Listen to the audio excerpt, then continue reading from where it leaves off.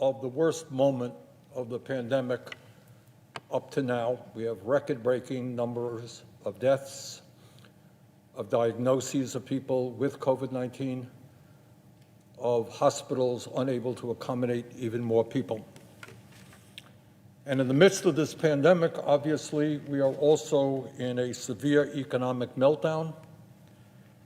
And there are economists who are telling us that the desperation of working families in this country today, right now, is worse than at any time since the Great Depression. In Vermont and all over this country, we have workers who have lost their jobs and their income, people who are by the millions behind in their rent and are afraid of being evicted, afraid of losing their homes, people who have lost their health insurance, unable to go to a doctor. In the midst of a terrible pandemic, they don't have health insurance, can't go to a doctor when they get sick.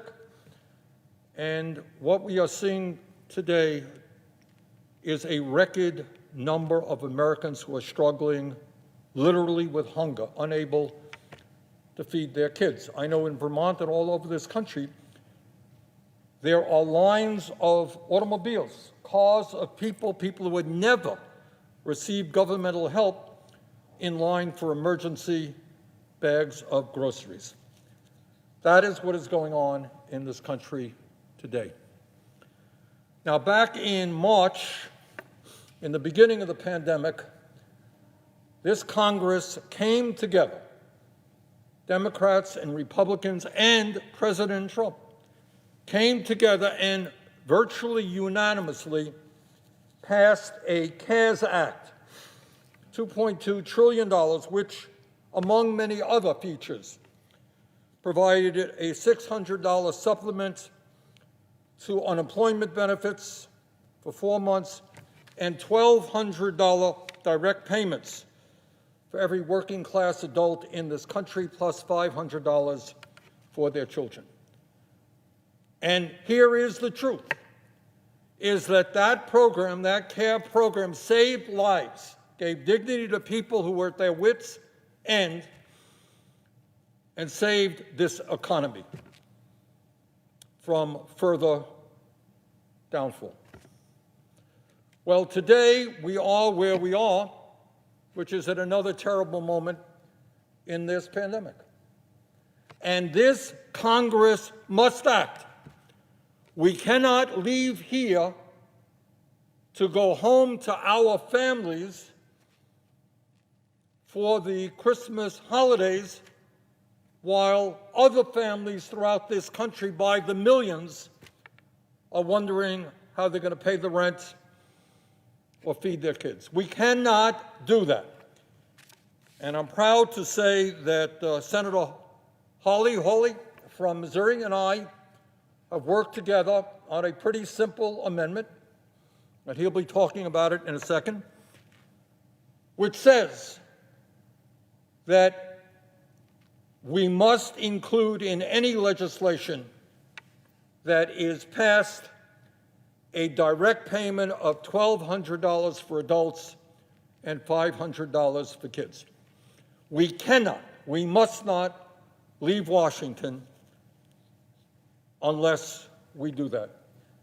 And next week, I am going to do everything that I can to make sure that that happens. We will not leave Washington unless we make certain that millions of families have the economic assistance that they need. So we are working on bipartisan legislation, and Senator Hawley has done a very, very good job on this, and proud to yield the floor to him. President. Senator from Missouri. I'm delighted to join with Senator Sanders in this important legislation. It's very simple legislation, and this is, to my mind, a very simple proposition. Here's the proposition, that when it comes to COVID relief in the midst of this crisis, working families and working people should be first to get relief, not last. Their interests, their needs should be first on our to-do list, not last.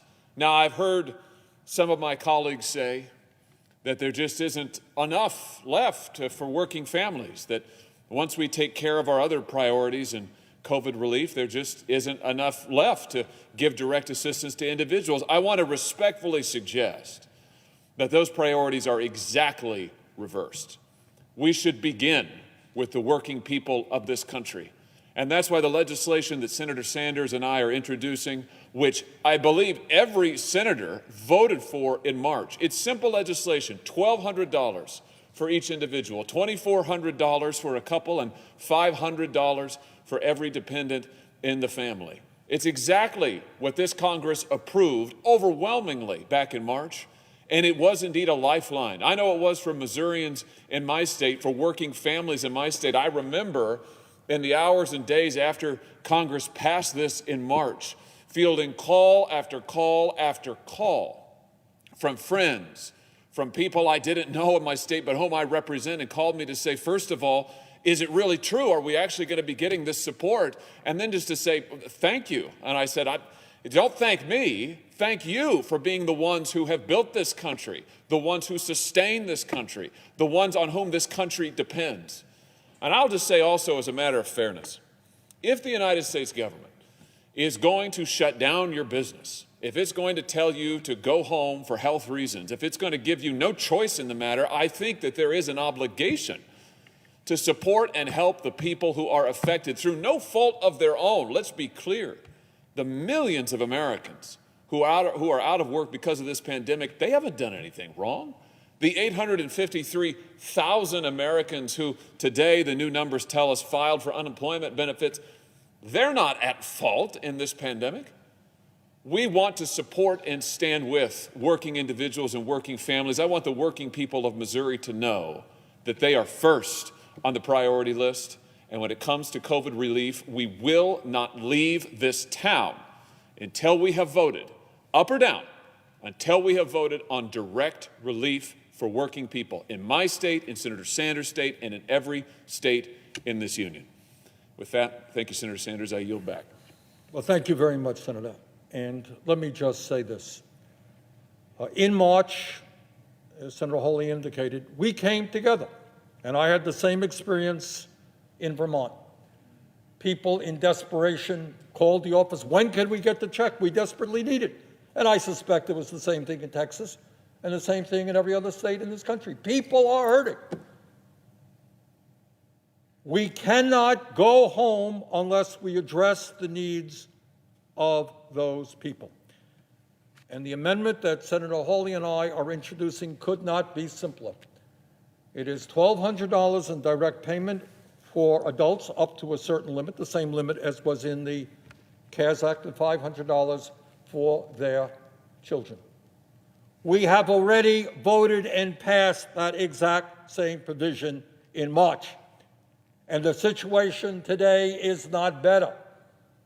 In some respects, it is worse. So I would hope that we would have bipartisan support for this legislation. Look, it is no great secret, whether you're Republican, Democrat, or whatever, that people are losing faith in their government. They are hurting, their kids are hurting, their parents are hurting, and they look to Washington and they say, do you know that we exist? Or you're just worried about your rich friends and your campaign contributors. In this moment of economic crisis, we have got to do everything that we can to restore faith that this government works for ordinary people. So let us do the right thing. Let us pass this amendment in a bipartisan way. Let us show the working families of America that we understand what they are going through, and we are going to stand with them. And with that, Mr. President, I would yield the floor.